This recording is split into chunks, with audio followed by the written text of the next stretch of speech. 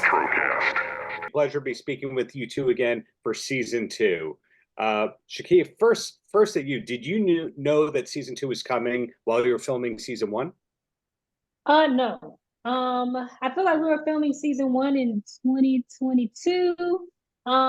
We had no idea. Then the strike hit, and we still didn't know. I think once the strike was coming to an end, I think we started getting texts from the producers like, "It might be coming soon. It might be coming soon."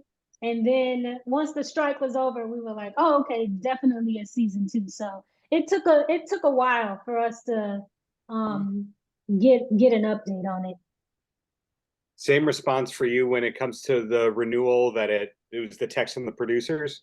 I definitely, like, with every show you're hoping and you're hopeful, but with the strike and then just not really hearing anything and things just kind of going radio silent for a while, and family annoying me asking, because it's like, God, if I knew, I would tell you. You're never going to ask me if it's a season two, and I kept it a secret from you, so stop asking me.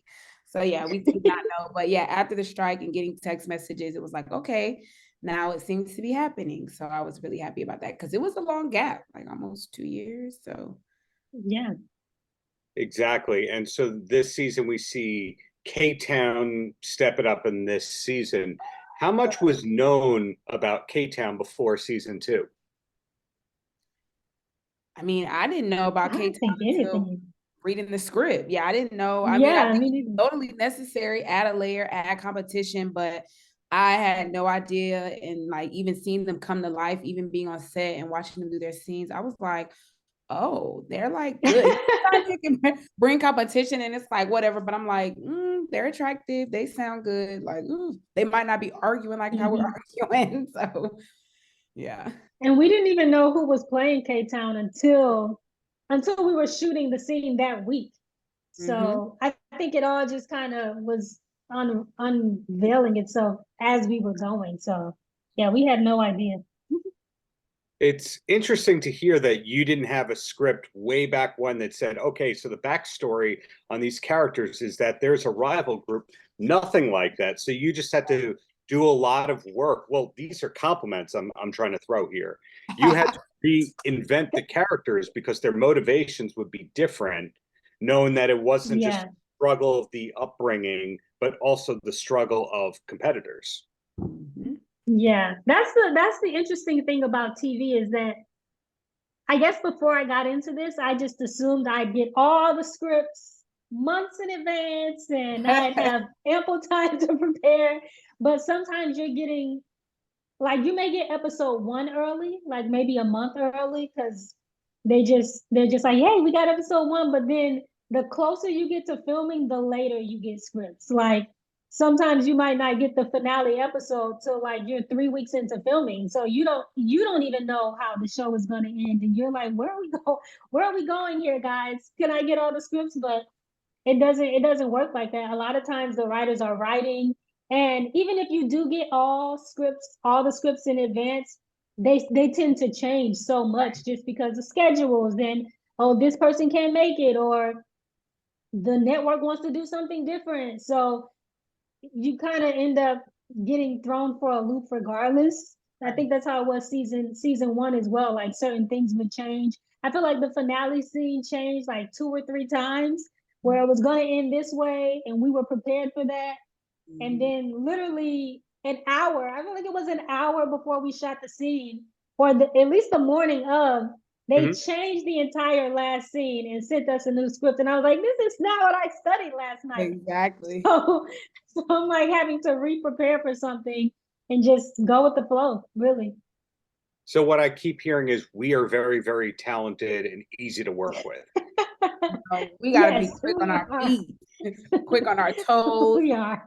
Because it's like, oh my gosh, like, it does feel like sometimes like pulling into a Kroger parking lot, but then by the time you get out the car, you're at Automax, or I don't know. Do you now have an endorsement with Kroger or Automax, and that was a clever way of influencing?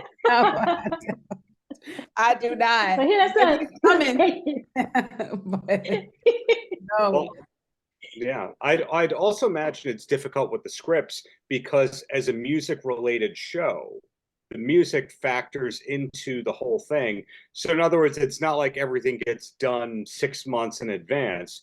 Once there's okay, so the music has to be great, and the music related to this has to tie in with the script, that's probably 11th hour stuff too. Yes. Yes, it is. Yeah, Lyrics are constantly changing. yes. And learning lyrics isn't like learning scripts. It's a little bit different. So it's like an extra. It's harder. Yes. Yeah, I think learning music is harder. It seems like it would be easier because it's like you can learn it to a beat. But Yeah.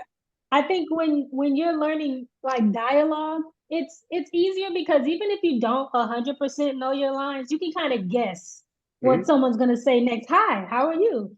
I'm doing fine. Like it's like a banter. So your scene partner can kind of help you out a bit. But when you're singing a song, your verse is your verse. Your verse is like a monologue. So you have to know your verse. You have to know the chorus. You have to know the notes. You have to know the pace, the beat. You have to know all those things. So I've always felt like learning music is a lot more difficult. Like I can get a sing the night before and kind of feel confident, but the music I feel like I need 2 to 3 days before so I can just feel like, okay, I can sing it and it sound well. Actually. So when is the music done versus the on-camera filming? Because I know I don't know everything, but I know what looping is and ADR and all that. Yeah. Sometimes you have the most perfect scene in the world, and then they go, "Oh, a car drove by. We need to redo all the audio." So get into character and do the whole scene over again, and the public has no idea about it.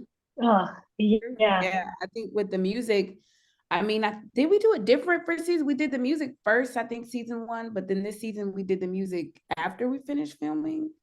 We kind of did it both. We did it both ways. I think at first they gave us the music and we performed the music live on set. But then we still go back and afterwards record the music. But I think halfway through season 1, they were like, "Oh, this is a little wonky," because we would perform the songs live, but then the music we performed afterwards didn't quite match up because we started freestyling and doing fun stuff in the studio. Right. So they had us record the music first, and then we performed it to the music like you would if you were doing like a live show. But season 2, I think we ran out of time, or we didn't have enough time because like things were constantly changing.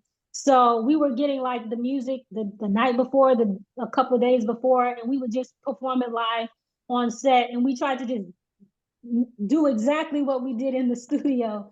Once we did kind of like the looping session and things like that. But yeah, it was more so performing live, like we would if we were doing like a live performance. Right. Got it. The last season, besides you two, I had the pleasure of speaking with Miss Dredri. Is Miss Dredri behind the music on this season? Are we allowed to know who's behind the music? It's not. Okay. Can you tell me it's Miss Dredri. Oh, it's Miss Dredri's back and better than ever. Okay. And then who's on the beats? Because I know Dredri's more about the lyrics. Is it still? I think was it Sis? He's done some of the beats. We don't know everybody who's been on the beats, but I know Cicero. He's done a few. I can't remember which ones he did exactly. And interesting enough, sometimes we'll record a song with one beat, and then when the show airs, the beat has totally changed.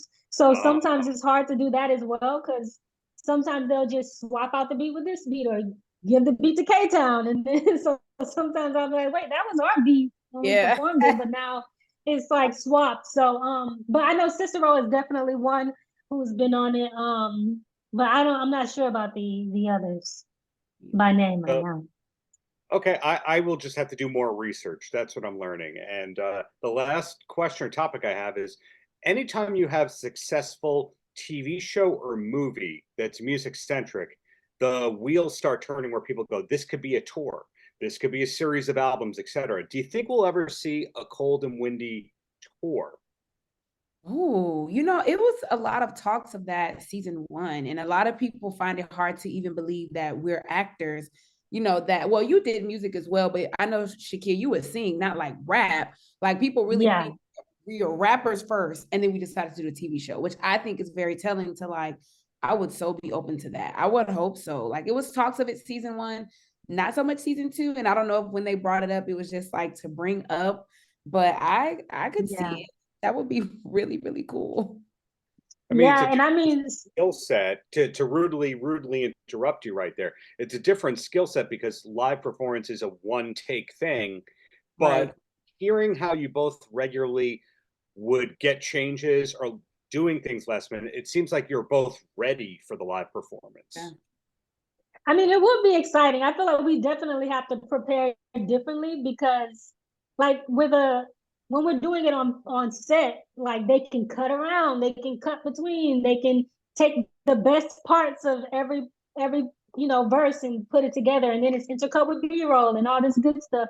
But I feel like that's totally different than like engaging an audience for 15 to 20 minutes from start to finish. I feel like that requires a little bit more. That requires a different set design. That requires a different performance that we have to put on. But I totally be down for it if it was something we could rehearse for and actually put together and make it good, make it presentable. I hope that happens. I hope that K-Town, you can have the fake rivalry in real life. So hopefully we see that. Hopefully see season 3. But in the meantime, congrats on season 2. Excellent work by both of you. Thank you so much. Thank you. Thank you so much. Paltrocast.